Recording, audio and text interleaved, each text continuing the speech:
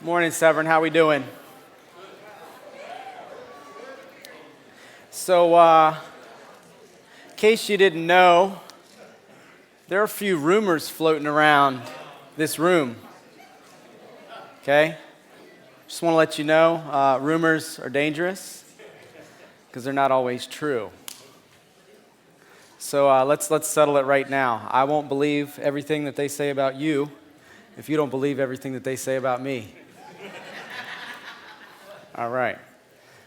So we went to bat last week and we played a softball game. Yeah. And there are some real rumors centered on the outcome of that game. And I am here to tell you that the stag way is the humble way. And so I'll just put it out there. We lost. We lost. Yeah. Oh, man. Yeah. Anyways, let's go ahead and get started this morning. So if you're just joining us here at 20 Gambrels Road, this week marks week 9 in our sermon series out of the book of James called Do Something Bold. If you've happened to miss any of the sermons in this series thus far, I'd like to just encourage you, get on your computer, get on your phone, visit our website, www.severn.cc. It's in the bulletin that you were handed at the door. Check us out. All the sermons from that series are up to date, and we're constantly updating content on that page, so we'd love to see your traffic there. So if studying the Bible is something that is novel for you, it's new for you, the book of James is named for its author, James, who happens to be the half-brother of Jesus. So wrap your mind around that one. James is the half-brother of Jesus. He worships his half-brother as God. That's pretty heavy stuff in my opinion. So in essence, this letter is a letter penned by James, who's a pastor of the church at Jerusalem during the first century. The 5 chapters that he writes contain some of the hardest-hitting, most practical texts that I believe we find in the Bible. If you're looking at it from cover to cover, throughout his letter, what James is basically stating and reiterating time and time again is, if you are a follower of Jesus, your life should bear witness to that. It should bear witness to Jesus' work for you, Jesus' work in you, and Jesus' work through you. And this is what James is saying time and time again, that the mark on a believer's life should put us in a different category than if we weren't actually following Jesus. James says lots of things throughout this book that really challenge the paradigm of how we think and how we do life. He says things such as, if we've been shown the love, the mercy, and the grace of God, then we should be people who do the same thing. We exhibit love, mercy, and the grace of God. He explains how we should respond to trials. He gives us a real frame of reference as to how we might understand the trials that we experience in our lives. James is a very, very extremely practical book, and I know I've said this before, but I want to say this again. And basically what he's saying is, if you believe the gospel, if you believe the good news, that Jesus has done everything that needs to be done, that he's fully accomplished the work that needed to be done, that he's ripped you from death and put you in life, then your life should be characterized by certain qualities. And I'm not talking about awkward qualities. I'm not talking about things that kind of put you on a margin and make you seem weird to your colleagues or your friends or the people in your social network. I'm talking about qualities that have you acting, speaking, and thinking the way that Jesus acted, spoke, and thought when he was walking around on planet Earth. So then, James, if we look at his letter, I'd like to say that it's this. It's an after Jesus text. He's not writing it to a bunch of random people. He's writing it to people who have outwardly expressed that they're following Jesus. These are people that state that they love Jesus. They're making this claim. And so if you are a person who has that same claim, you're making that same claim that you're a follower of Jesus, the book of James is a book, it's aiming right at you. It's aiming right at me. And it's not because James or the Jesus we follow wants to make us feel bad. It's because we're being called to higher ground in this thing that we call Christianity. So as we move through our text today, I'd like for us to just consider the things that James is reminding us with regard to the Christian life. And one of those things that he's going to get into today, it's something that's treasured by the people who have it, and it's sought after by the people who don't. It's something that we need. Without a shadow of a doubt, we need this. But sometimes we're looking it in the eye and we often reject it. It's something that isn't birthed overnight. You can't get online and order it on Amazon.com. It's not traded on the New York Stock Exchange. It's not something that's easily attained. So I'd like to pose a question, and the question is this. You're a person, you've got one wish. What do you wish for? What's it going to be? And so just take like 13 seconds and think about that. What are you going to wish for if you're given one wish? So from where you sit, did you give the Miss America answer? Were you like, I wish that all poverty and hunger would end immediately? Or are you a real person? Were you honest with yourself? Did you wish for stacks of money? An end to the trial that you're smack dab in the middle of? An end to a relationship that's just bringing you down? An end to a circumstance through which you're going and you can see zero light at the end of the tunnel?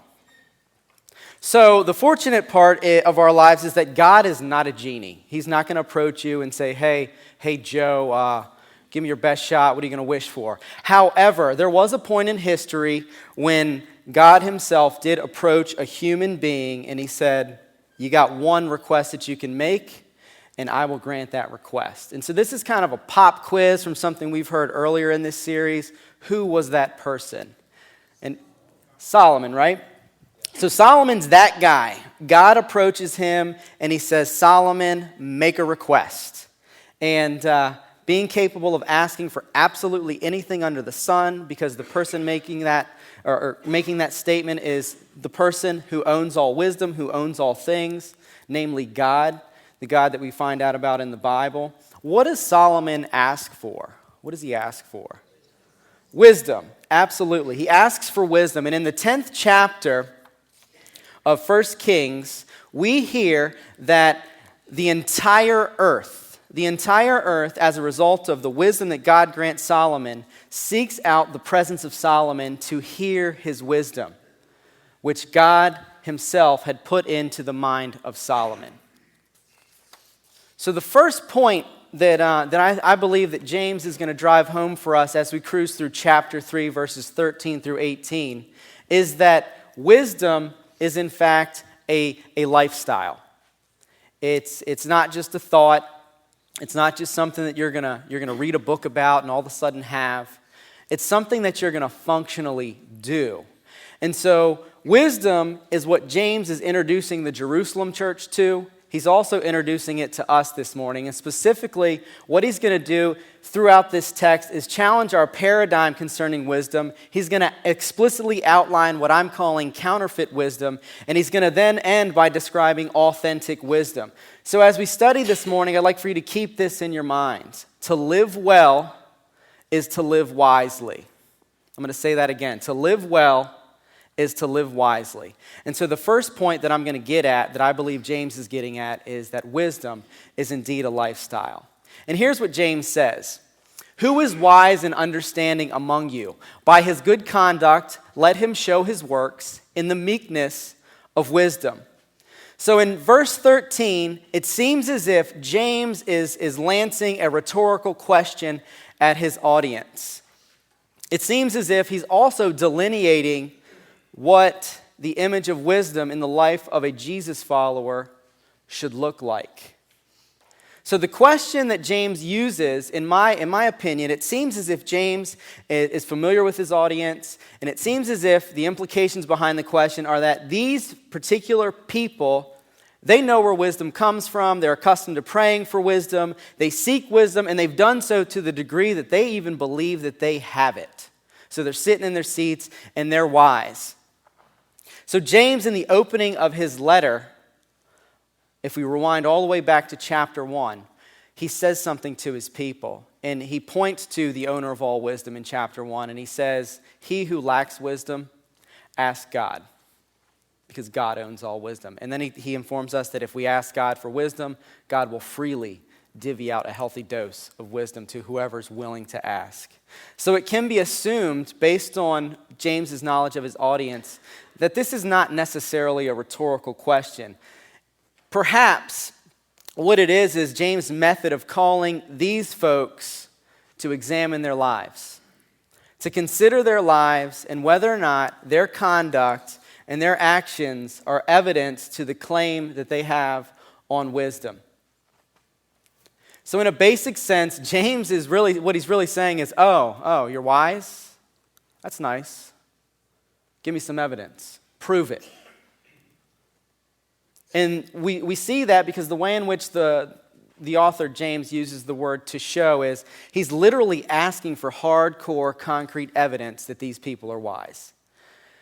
And so he's not summoning these particular individuals to calculate and to go back in time and to look through the corridor of time and find those 3 times when they were nice to somebody or the 2 times when they exercised good, sound moral judgment.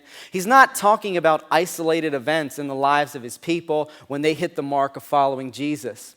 Instead, what he's saying is, are our daily lives marked by conduct that demonstrates that we actually know what we're talking about, that we actually possess wisdom? And that's what I believe he's getting at. And I'm suggesting this for another reason. So if you look at the word good, in Greek there are 2 very common words for good that we translate into English. In other words, we translate those 2 words into English as the word good. The first one is agathos, and what that means is moral goodness or correctness. And James is not using that word here. He's not talking about moral correctness or goodness. The other one is kalos. And what kalos implies, what it indicates, is something beautiful. And so in essence, what James is saying is your life a beautiful life? Is your life marked by characteristics and qualities that would put you in a category of having a life that is beautiful? And I don't mean that in the, hey, flowers are beautiful sense. I'm talking about hardcore life lived out where you're fleshing out your faith, you're fighting it out, you're making the right moves, you're serving the right people, namely the God that we serve in heaven. You're doing things according not to how you feel or how you think or what you're pondering on Tuesday afternoon while you sip a cup of coffee, but you're doing things according to the way that Jesus is calling you to do things. And that's what James is getting at. He's suggesting that wisdom is a lifestyle. It's far greater than an idea that any of us in this room could grasp. So to illustrate this point, I'd like to ask, we got any baseball fans in this room? Yeah, okay. So maybe you're like me and you're hoping for some O's magic, as they call it, this October.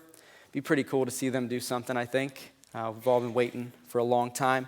At any rate, we're going to do a little baseball history lesson this morning to illustrate the point that James is making about the indicators of true wisdom. So if I were to ask you to name the baseball player who broke the race barrier in Major League Baseball, what would you say? All right. So you're tracking with me. Jackie Robinson, all right? Wore number 42 annually. Major League Baseball recognizes Jackie Robinson. Guys wear number 42. I think he's a pretty cool guy. At any rate, he's the first African American to play professional baseball, namely Major League Baseball. He was born in Georgia in 1919. He lived in a neighborhood where he was the brunt of prejudice. He was right in the middle of a lot of racial conflict, and that was a part of his upbringing. But with those challenges, along with the conflict that he experienced, what that built in Jackie Robinson was a blend of strength. It was also coupled with self-control. So this guy, Jackie Robinson, was an awesome athlete. He ended up going to UCLA for a time period. He ended up leaving early. But while he was there, he was the first athlete to ever earn varsity letters in 4 sports. So this guy had it going on when it came to hitting the field or hitting the sports arena. And though he eventually became a professional baseball player, he probably had the option to get into any other professional sport that he would have wanted to, because he was that kind of athlete. But he chose baseball, and the reason that I believe he chose baseball is at that time, professional baseball, or Major League Baseball, was the preeminent sport in the United States of America. It was also segregated, meaning that as a black man, there's no way he had a shot at playing ball. But he ends up getting this opportunity. And ordinarily, so you have this guy, Jackie Robinson, who he's a very fiery individual. He holds some pretty deep convictions, and generally speaking, he is willing to put them on the table and go to bat for those convictions that he holds. However, what happened was the fearless expression that he normally carried around with him was silenced when he signed a contract with the Brooklyn Dodgers. And the reason why it was silenced is because Jackie Robinson embarked on a mission to prove something to Major League Baseball and to the world. And namely, what he was trying to prove is that African Americans had the mental and athletic toughness to compete at the highest levels. That's a big weight to carry on your shoulders. He decided to take that on.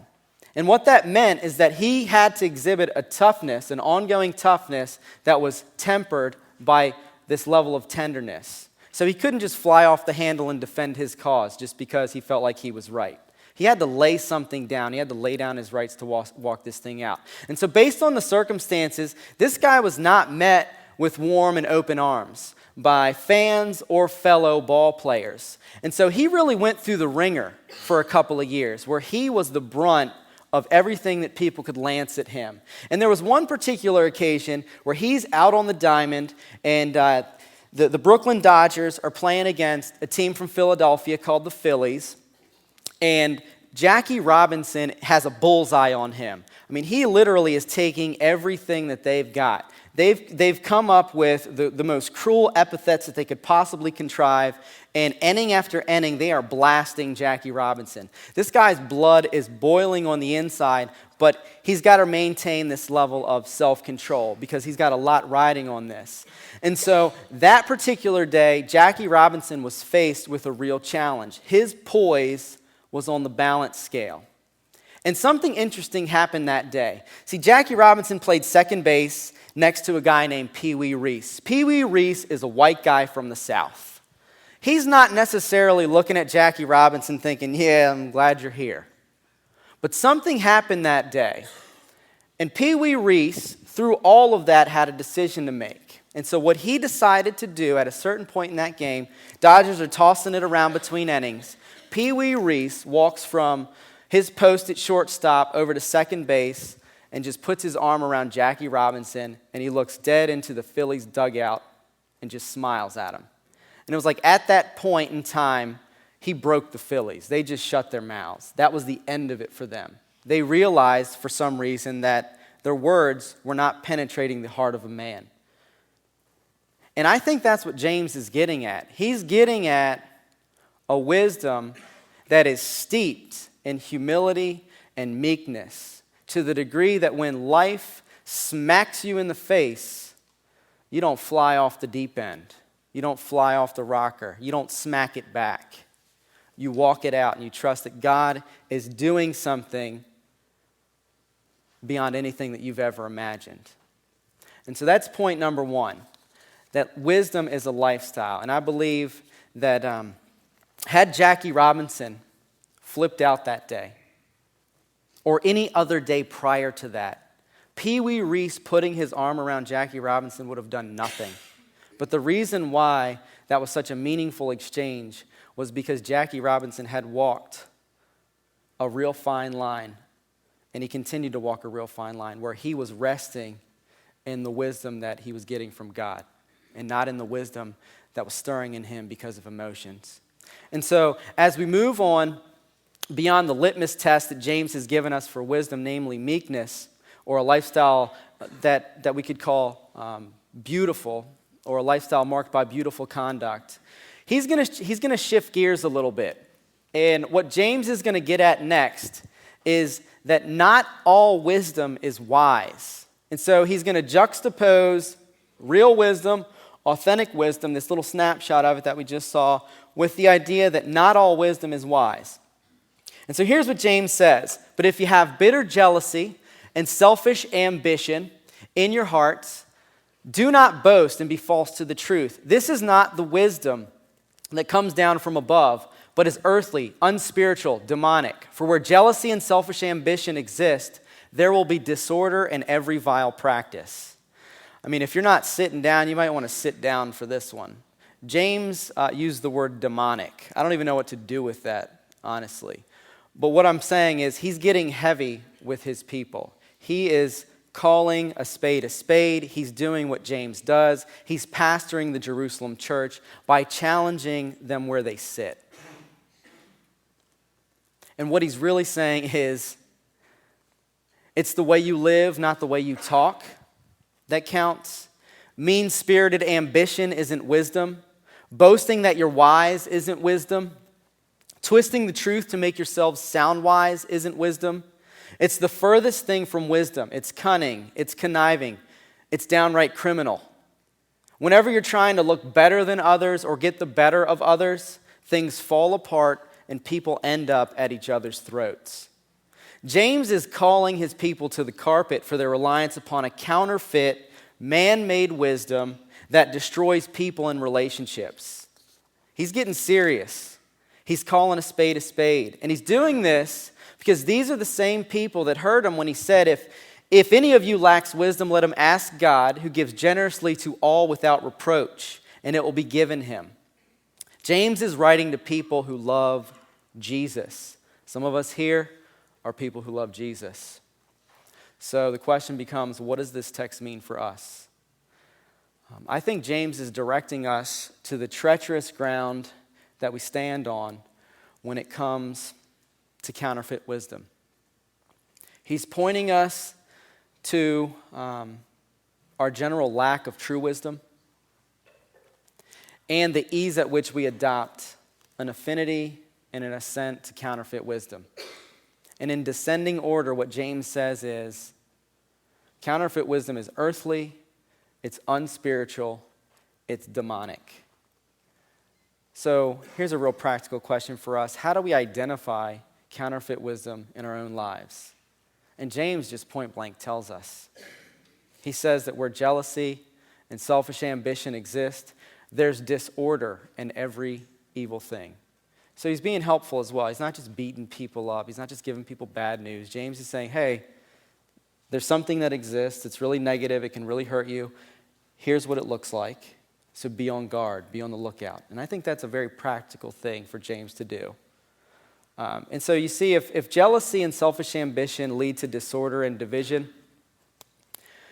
then what we're seeing is the result of a person who's living a self-serving life, a life that's really centered on the individual as opposed to on others. And James says, Paul says, Jesus says, the entire Bible says, the Proverbs say, that there's no true wisdom in a self-serving person. And this is what James is saying. A person who has not subdued himself, denied himself, given himself over to serving God and serving others, does not possess true wisdom. I mean, that's heavy. That is heavy, folks. At least it is in my opinion. So from where I stand, I'd put some money on the line that some of us have gone through some real challenging seasons. Seasons that have left us with more questions than answers, more failures than victories, more weeping than laughter, more debt than riches. And I would even go so far as to consider the fact that probably some of us, that's where we are right now. We're right in the middle of a season like that, where things just are not working out. And when you look in the mirror, you're like, that is someone else's life. That's not the life I planned out. That's not what I mapped out. That's not the financial plan that I had. That's not the plan for relationships that I had. That's not the marriage I dreamed of. These aren't the kids that I thought I was going to have. Yeah. Sorry, kids.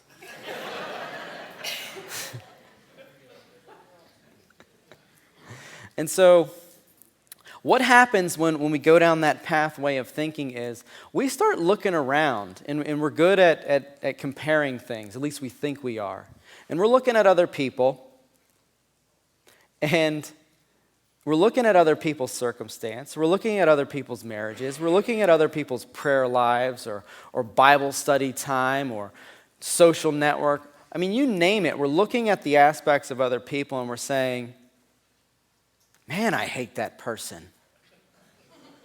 You know, it's like somebody walks up to you, you're going through it, and they're like, God really answered my prayer the other day. And you're like, okay, this is going to be weird. And then they go on this whole discourse about how they lost their car keys and how when their husband came home, he opened the door and he found the car keys on the other side of the door. And that's how God answered their prayer. And you're like, I don't even want to go to home group with you anymore. Because you don't understand problems. You don't get it, all right? But you know what? This is the jealousy and the envy that James is getting at in this text. We tend to respond with envy and jealousy when we face adversity or trials. And it's simply because of this. We continuously fail to relate our trials and our circumstances to God, to the wisdom of God. And what that really means in a practical sense is we have lost sight of reality. Because if God is in control of reality and we're over here panicking in the corner over some circumstance or trial that we're going through, we have lost touch. And you know what they call people who don't have a grasp on reality? They're crazy. There are rubber rooms for those kind of people, all right? I don't believe that anyone in this room wants to be in a rubber room. But if you lose touch with reality, that's where it could land you. And what I'm suggesting is you might not end up in a rubber room if you lose touch with the reality that I'm talking about. However, you will make some really, really, really unwise decisions. And so here's what James told us in chapter 1 of his letter about trials. He said, "Count it all joy, my brothers, when you meet trials of various kinds. For you know that the testing of your faith produces steadfastness. And let the steadfastness have its full effect, that you may be perfect and complete, lacking nothing." So, we respond with jealousy and envy because we have extensive knowledge upon knowledge upon knowledge of God, but we lack the wisdom that allows us to comprehend what He's accomplishing through our trials or our challenging circumstances. We fail to realize that through our troubles, God is establishing His wisdom in us. And because we lack true wisdom, here's how the logic goes. I have to look out for my own interests. If I don't, who's going to? I mean, tell me you haven't thought that one. I'm not convinced. I must strive for what I deserve. If I don't, I'll never attain it. And so we move even further out of touch with reality when we start accomplishing things. We're successful. We have these little victories in our lives. Maybe we get a degree, or maybe we do something that's noteworthy and it's published somewhere. Maybe our friends like something that we've posted on Facebook and we feel like that's an accomplishment. I don't know. At any rate, we begin to proudly hail ourselves as if we've done something. Right? We've forgotten that anything we have came down from a place that we've never been and was freely given to us. And so proudly hailing ourselves is, again, we've lost sight of reality. Here's another scenario. Maybe you look around and you see some of your classmates, people you went to school with, and you're like, oh, that's nice. He has a really good job, gainful employment. Things are on the up and up, owns a house, has a great wife, whatever it might be. And that root of envy bubbles up. You're thinking, well, I was better than him when we were in 8th grade. And then you begin longing for 8th grade all over again, as if that's the coolest thing to do. Maybe you look at your colleagues at work and you see people moving up the corporate ladder and you're like, I am way better at that than that guy. And you're jealous. You're envious. You think you should be moving up the corporate ladder.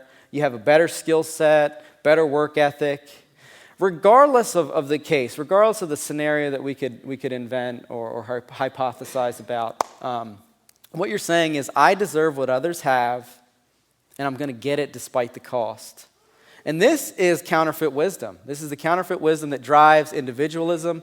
This is the counterfeit wisdom that drives and justifies things such as racism, hatred, prejudice, divorce, adultery, dishonesty, pornography, theft, and as James says, every single vile practice that exists. What James is describing is something that at the end of the day, it's deadly, it's lethal, and it's to be avoided at all costs. Now, the good news is this, is that it's God, the God that we serve, that ultimately overcomes the threat of counterfeit wisdom in our lives, and he empowers us to live well and to live wisely. And so the third thing that I'd really like to dive into is that wisdom is a person. And maybe that doesn't make sense. Wisdom is a person. It sounds weird. It even sounds weird for me to say wisdom is a person, because generally I think we think of it as something else. And here's what James says. He says, "But the wisdom from above is first pure, then peaceable, gentle, open to reason, full of mercy and good fruits, impartial and sincere. And a harvest of righteousness is sown in peace by those who make peace." So he's already described earthly wisdom and the miserable fruit that it bears. And now he's describing supernatural wisdom or true wisdom and the quality of life that it produces. So one of the things that I really appreciate about a guy like James is that this guy loves results. He talks about results. He talks about things in terms of cause and effect. He's already showed us that about earthly wisdom, the cause. He shows us what it is and what it produces. And now he's showing us this picture of wisdom that comes from above. And he's saying, hey, this is what it is and this is what it produces. And he's talking about some pretty awesome results, in my opinion. So as he shifts gears, he's painting a more clear picture to something he mentioned in verse 13 of this text. And he's using language to summarize much of what he's already said to the Jerusalem church. He's echoing Paul, who describes the fruit of the Spirit as love, joy, peace, patience, kindness, goodness, faithfulness, gentleness, and self-control. And these are the characteristics of authentic wisdom. And God, the God that made everything, the God that knows everything, he's the origin of wisdom. And this is what James is saying when he mentions that wisdom is from above. He's basically saying wisdom, all wisdom, every bit of it resides with God. And if you don't remember, God employed this wisdom to create the entire universe. In fact, the Bible says that he laid the foundations of the earth with this wisdom. He created all things. He created the interrelationships between all things, the beautiful interaction between things. He also created the human being and the interrelationship between the human being and the soul. I mean, God has done things that are just mind-blowing, in my opinion, with the wisdom that he possesses. And so therefore, I'd like to just say this. There is a wisdom behind the universe that makes it work. It's responsible for the design of the things that you see. It's responsible for the design that happens to be your particular body, even though you're not convinced when you look in the mirror. God did design it. Amen? All right. So the wisdom behind the universe, it's not a theory. It's not a theory. It's not something that can be grasped by reading the newspaper. It's a person. It's a person that you can know, a person that you can love, a person that you can follow. And it's not a person that you arrive at through contemplation, but it's a person who came down to us. He came down from above to us, and he fully relates with us as human beings. Wisdom is a person, and that person has a name, and his name is Jesus. And so James ultimately is describing Jesus when he says the wisdom from above is first pure, then peaceable, gentle, open to reason, full of mercy and good fruits, impartial and sincere. And a harvest of righteousness is sown in peace by those who make peace. Jesus is wisdom, and he empowers his people to live lives rooted in his wisdom.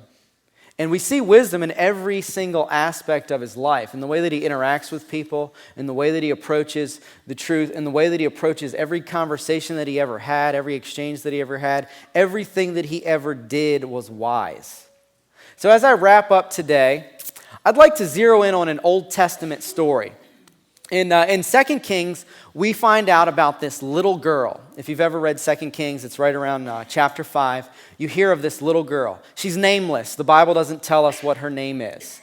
And she's an Israelite whose parents were slaughtered at the hands of the Syrian army. All right, so she's an orphaned Israelite. And as a result of what the Syrians were doing, they were campaigning and just wreaking havoc. And in this particular case, they wreaked havoc on the Israelites. She became a part of Syrian culture in that she was taken into Syrian custody and became a servant in the home of her enemy. And that enemy had a name. His name was Naaman. Naaman was the commander of the Syrian army at that time. He's the one who led the raid that left this little girl's family absolutely dead, that made this little girl an orphan. And as the story goes, Naaman, he's wreaking havoc on the world. He's living a very self-centered life. He's doing what he thinks he's supposed to do to get where he thinks he's supposed to get. And he's leaving people maimed and injured. But also, Naaman has his own problem on his hands. He has leprosy. So he's literally dying. And so contrary to the response that this little girl could have had, she could have been downright mad at Naaman. She could have been plotting on how she's going to take him out while he's sleeping. She happens to live in his house. She could have been filled with rage because this master that she's serving now is the same guy who killed her family. She would have been perhaps justified in our minds in doing that, in executing a form of judgment on him by taking retaliation. But she didn't.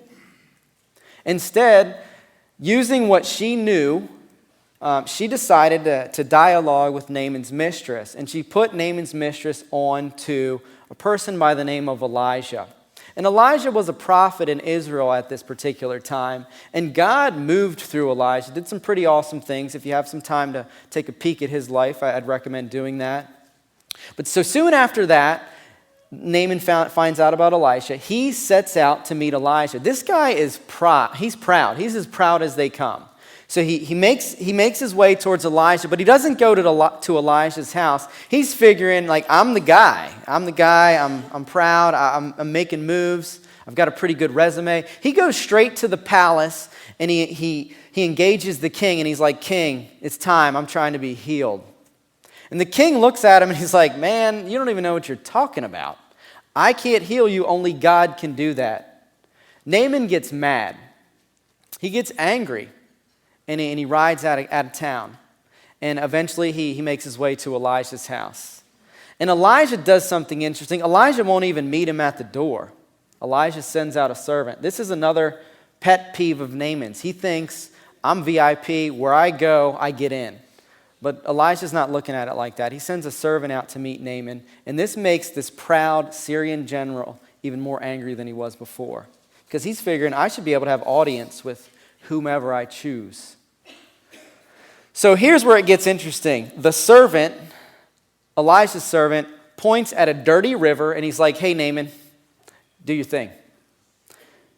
Dunk yourself in there like 7 times and you'll come out clean. All right? It's kind of be like, you know that little river? I don't even know what it's called. I drive by it on my way here. It smells horrible. Okay? We drive by and we're like, my kids call it the stinky creek or whatever, because it gets up in your nose, and for a couple thousand feet after the fact, you're like, man, what's going on in the back seat? Anyways, so that's the filth that Naaman's looking at. It's on that kind of level. And Elisha's servant is like, hey, go take a bath in that. And Naaman's like, no, I'm not bathing in there. I could have done that somewhere else. What are you, nuts? So Naaman, he's fired up. He rolls out. And as he's making his way back to wherever he thinks he's going, his servants approach him and they challenge him. They basically say, Naaman, you really need to take advantage of this opportunity. This is going to change your life. And so eventually, what Naaman does is he changes his mind. And he gets in the filthy river. He does exactly what he was told to do. And he's immediately cleansed of leprosy. The Bible refers to the skin that he has after getting out of that river as skin that's kind of like a baby's skin. Naaman is immediately transformed. And he does something beyond just becoming clean on the outside. Naaman starts worshiping God. He starts proclaiming that the God of Israel is the only God, the true God. So that's kind of awesome. You have this non-Israelite guy who gets saved in the Old Testament. But what's the point? What's the point of that? And the point is this. We're all just like Naaman. I mean, we're really a lot like Naaman. And so here's the scenario. This little girl, she knows the entire scoop on Naaman. She knows that the blood of her family is on Naaman's hands. She knows of his pride. She knows of his physical decay. And ultimately, she is aware of the fact that Naaman has a leprous heart. She knows that Naaman is out of touch with reality. The reality that he's dying and he cannot save himself. She knows that he needs something that only wisdom can provide. And likewise, Jesus, when he peeks at us, he knows that our lives are stained. He knows that we're proud. He knows all about the envy that's in our hearts. He knows about our jealous thoughts. He knows about the counterfeit wisdom that we tote around and make decisions with. He's full aware. And like the little girl, though, Jesus, he doesn't abandon us in our leprous state. No. He comes to us.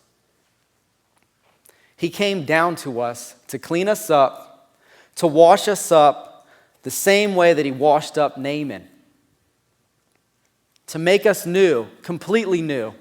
And I'm not talking about hey, I'm Mike, and I'm a new version of Mike, and it's not a new version of you or what you used to be. You are absolutely brand spanking new when Jesus gets a hold of you.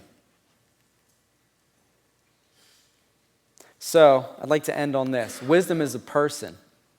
His name is Jesus, and he is steady at work, making people wise, to lift people from the circumstances of lives that don't make sense, and to move them into lives that are rooted in the wisdom that came down from heaven to earth in the person and work of Jesus Christ, to empower people to live well and to live wisely.